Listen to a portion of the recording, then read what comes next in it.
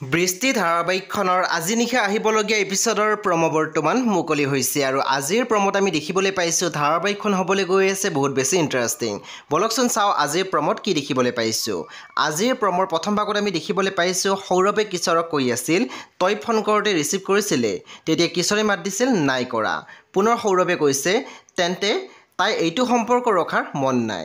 এইটো সম্পৰ্ক কি? আচলতে কোনো সম্পৰ্ক ৰখাৰ তাইৰ কোনো ইচ্ছাই নাই। তাৰপিছত আমি প্ৰম'ত দেখিবলৈ পাইছোঁ বিৰিণাই কিশোৰৰ বৰমাকৰ আগত কৈ আছিল মাক হৈও তাইক মই অনাথ আশ্ৰমত ৰাখিছিলোঁ, কিমান কষ্ট পাইছিলোঁ আপুনি ভাবিব পাৰেনে? তেতিয়া আমি দেখিবলৈ পাইছোঁ বৰমাকে কথাখিনি শুনি আছিলে। প্ৰম'ৰ একেবাৰে অন্তিম ভাগত আমি দেখিবলৈ পাইছোঁ কিশোৰে ঘৰত আছিলে। বন্ধু বান্ধৱীসকল আজি নিশা 8 বজাত ৰং টিভিত আহিবলগীয়া বৃষ্টি ধাৰাবাহিকখন খুবেই বেছি ইণ্টাৰেষ্টিং হ'বলৈ গৈ আছে। আপোনালোকে চাবলৈ একেবাৰে নাপাহৰিব।